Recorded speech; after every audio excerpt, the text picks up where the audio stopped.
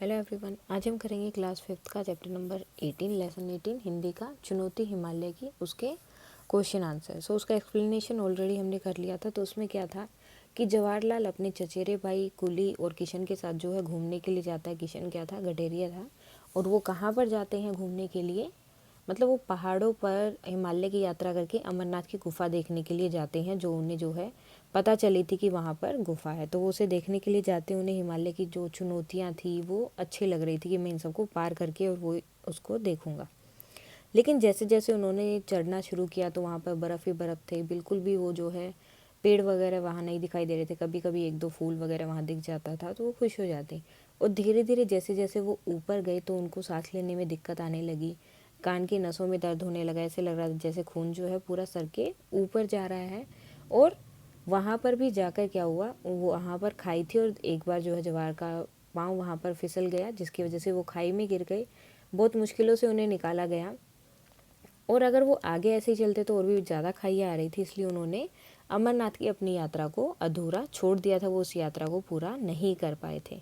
आज हम उसके क्वेश्चन आंसर करेंगे। तो चलिए देखते हैं पहला क्वेश्चन क्या है। सबसे पहले तो आपको ये जो है ये इंडिया का मैप दिया हुआ है, नक्शा दिया हुआ है। अब इसके रिलेटेड कुछ क्वेश्चन होंगे। लेह लद्दाख केंद्र शासित प्रदेश है। अब लेह लद्दाख क्या जगह का नाम है, यहाँ पर आया था कि लद्दाखी इलाके में वो पहुँचे हैं। ऊपर दिए गए भारत के नक्शे में ढूंढो कि लद्दाख कहाँ है और तुम्हारा घर कहाँ है। अब यहाँ पर देखो नक्शा दिया हुआ, सब नाम जो है इन्होंने हिंदी में यहाँ पर लिखे हुए हैं। तो लद्दाख है यहाँ पर, ये जो है जम्मू कश्मीर का जो राज्य है ये इसके साथ में ही है, मतलब इसका ही एक पार्ट है। जम्मू कश्मीर का एक पार्ट है। लेह और लद्दाख भी दो जगह हैं वहाँ पर। तो ये और लेह और लद्दाख हो गया। अब आपको अपनी जगह देखने की, आप कहाँ पर रहते हो। अगर आप मुंबई में रहते हो तो यहाँ पर देखो छोटा सा मुंबई है, तो आप ये लगा सकते हो।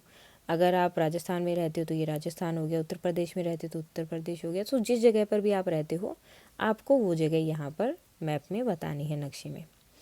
आगे है अनुमान लगाओ कि तुम जहाँ रहते हो वहाँ से लद्दाख पहुँचने में कितने दिन लग सकते हैं और वहाँ किन किन जरियों से पहुँचा जा सकता है। तो हम सबसे पहले तो जो नॉर्मल है वो कौन कौन से हैं। बस से जा सकते हो, ट्रेन से जा सकते हो या फिर फ़्लाइट से जा सकते हो। और डिपेंड करता है कि आप हो कहाँ पर। अगर यहाँ पर हो आप हैदराबाद में और यहाँ से यहाँ जाओगे तो ट्रेन में 3 दिन लग सकते हैं। वो डिपेंड करता है कि ट्रेन आपकी किस टाइप की। 3 दिन लग सकते हैं। अगर फ़्लाइट से जाओगे तो उससे भी जल्दी पहुंच जाओगे 3 या 4 घंटे में। और अगर आप जो है उससे जाते हो बस से जाते हो तो आपको 5-6 दिन या 1 वीक भी लग सकता है। इसी तरह से अगर आप यहाँ पर हो तो ये जगह, तो यहाँ से देखो इतना डिस्टेंस ऑलरेडी कम हो गया और यहाँ से यहाँ तक। तो ट्रेन में जाओगे तो 1 दिन में या 1.5 दिन में, 2 दिन में, मतलब शाम को बैठे अगली शाम तक पहुँच जाओ, शायद इतना टाइम लगे। और फ्लाइट में जाओगे तो 2 घंटे लगेंगे। यहाँ से यहाँ तक क्या कितना लग रहा है, 4 से 5 घंटे लग रहे हैं। तो यहाँ से यहाँ तक 2-3 घंटे में जो है आप आराम से पहुँच जाएंगे। और बस से जाएंगे तो ज़्यादा टाइम उसमें लगेगा। उसके बाद है, अब जरिया उन्होंने पूछा था तो कौन सा था, हवाई या फिर रोड से, सड़क से, और तीसरा कौन सा था, रेलगाड़ी से। कोई भी आप एक यूज़ कर सकते हैं इनमें से, वही इन जरियों से हम वहाँ पर जा सकते हैं। किताब के शुरू में तुमने तिब्बती लोक कथा राख की रस्सी पढ़ी थी। स्टार्टिंग में ही आता है राख की रस्सी। तो उसमें क्या था, वो एक लड़की होती, समझदार होती है। सो उसने जो है राख की रस्सी बनाई थी एक, ठीक है। अब वो राख से रस्सी कैसे बनती है वो अपने चैप्टर में ऑलरेडी पढ़ लिया होगा। तो अब आपको क्या करना है, नक्शे में तिब्बत को ढूंढना है। अब आपको यहाँ पर बताना है कि तिब्बत कहाँ पर है। तो ये देखिए, ये है तिब्बत, यहाँ पर चीन का जो पार्ट है वो।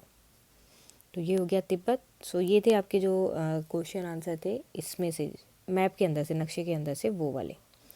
अब वाद विवाद।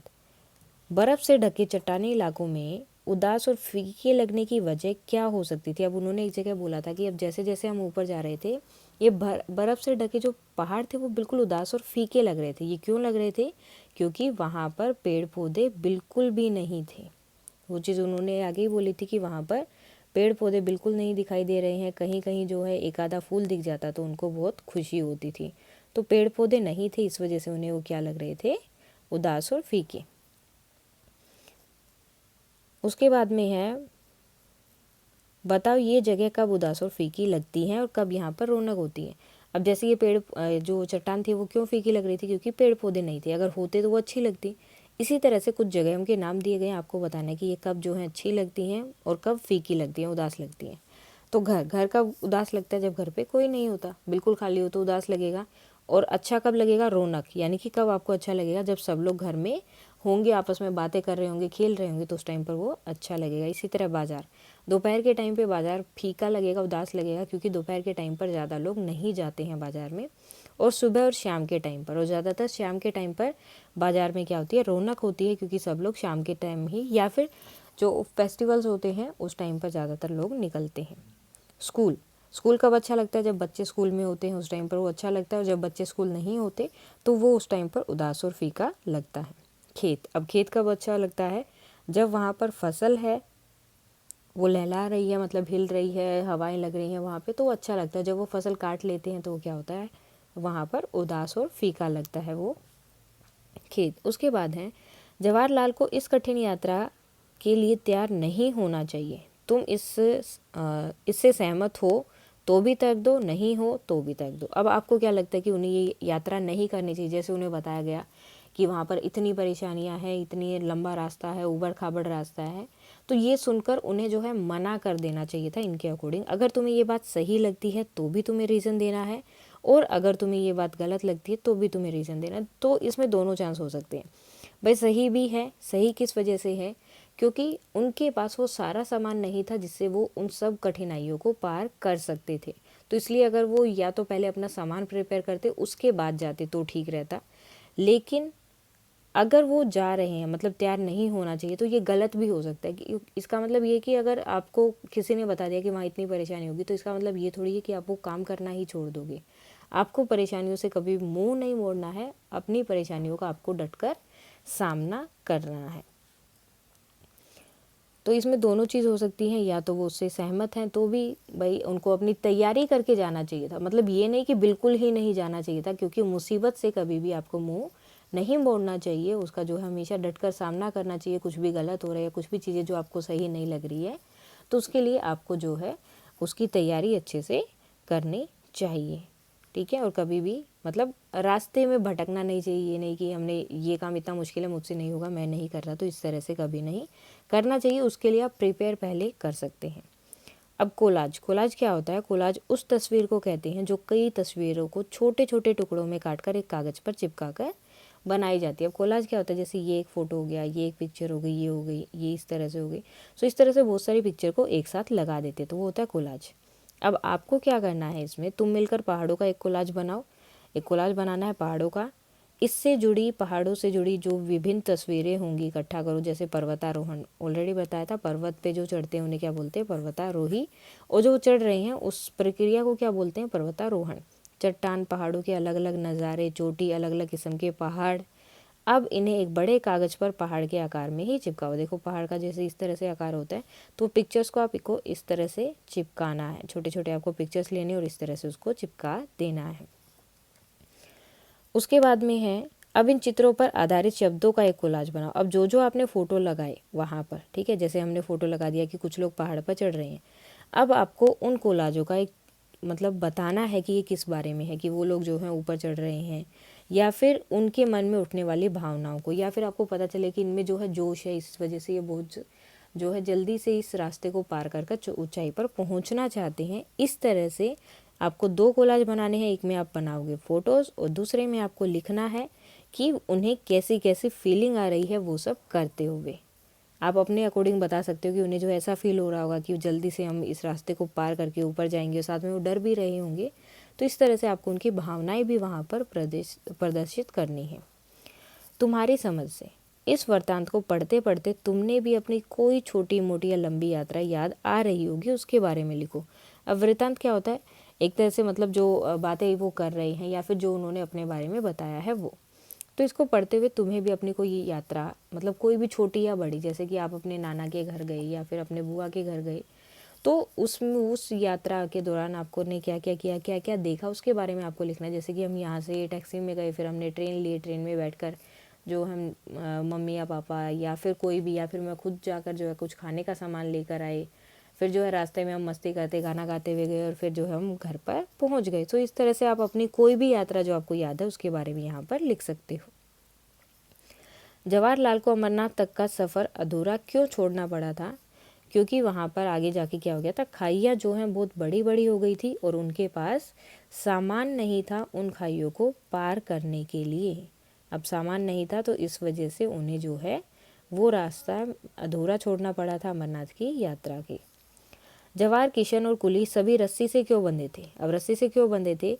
क्योंकि अगर बाई चांस किसी का पैर फिसल जाए या कोई गिर जाए तो बाकी लोग उसे संभाल सके, इसलिए वो सब क्या थे, रस्सी से बंधे हुए थे। और ऐसा एक बार हुआ भी था, जवाहरलाल जो है गिर गए थे और उस रस्सी की वजह से ही वो बच गए और बाकी सब लोगों ने उन्हें पकड़कर उस रस्सी की सहायता से ही ऊपर खींचा, तो इसलिए वो सब जो है रस्सी से बंधे हुए थे। पाठ में नेहरू जी ने हिमालय से चुनौती महसूस की। कुछ लोग पर्वतारोहण क्यों करना चाहते हैं? अब नेहरू जी उस पे क्यों जा रहे थे, हिमालय पे क्यों चढ़ रहे थे अमरनाथ? क्योंकि उन्हें जो वो चीज़ें ये लग रहा था कि जैसे वो हिमालय उनको चुनौती दे रहा है, चैलेंज कर रहा है कि तुम जो है मुझे पार नहीं कर सकते, तो इसलिए उन्होंने ये चुनौती स्वीकार की थी।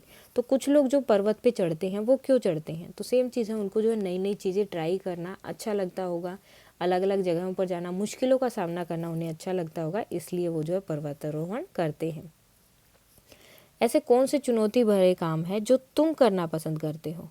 अब जो है आपको कौन से ऐसे काम है जो आपको करना पसंद है? हो सकता है कि आपको भी पहाड़ों पर चढ़ना पसंद हो, या फिर क्लास में सबसे अच्छे नंबर लेकर आना आपको पसंद हो, या फिर रनिंग करना पसंद है। तो जो भी काम आपको पसंद हो, जो आपको लगता है कि हाँ ये जो है चुनौती भरा, इसमें कोई चैलेंज है, उसके बारे में आप यहाँ पर लिख सकते हो। आगे है उदास फीके बर्फ से ढके चट्टानी पहाड़ और हिमालय की दुर्गम पर्वतमालाएं मुँह उठाए चुनौती दे रही थी। अब देखो कुछ वर्ड को इन्होंने जो है अंडरलाइन भी किया है। अंडरलाइन मीन्स रेखांकित भी बोल सकते हैं, जिनके नीचे लाइन लगाई है, और बोल्ड भी किया हुआ है। उदास होना, चुनौती देना मनुष्य के स्वभाव हैं। अब ये देखो, ये काम तो मनुष्य करते हैं ना, ये तो नहीं कि कोई भी इंसान ऐसा कर सकता है। तो ये कौन करता है? आदमी करता है कि मैं आज सैड हूँ, मैं उदास हूँ, मैं तुम्हें चैलेंज करता हूँ कि तुम ये काम करके दिखाओ। लेकिन इन्होंने किसको बोला?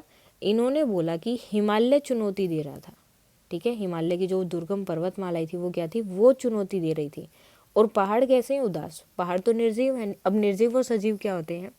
निर्जीव मीन्स नॉन लिविंग थिंग्स, जो बातें नहीं कर सकती, चल नहीं सकती, ग्रो नहीं कर सकती, वो तो ऐसे के ऐसे हैं। तो अब उदास जो है, पहाड़ उदास कैसे हो सकते हैं?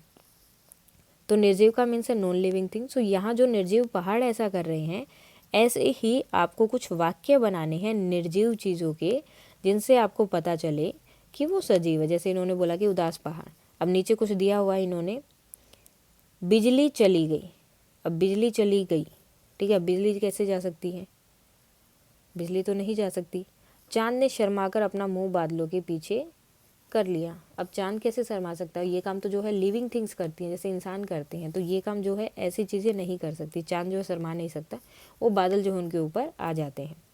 सो आपको ऐसे ही कुछ वर्ड्स जो हैं, ऐसे सेंटेंस वहाँ पर ढूंढते हैं। तो इसमें से कुछ सेंटेंस है जिसको हम लिख देते हैं। नलों में अब पूरे समय पानी नहीं आता। नलों में अब पूरे समय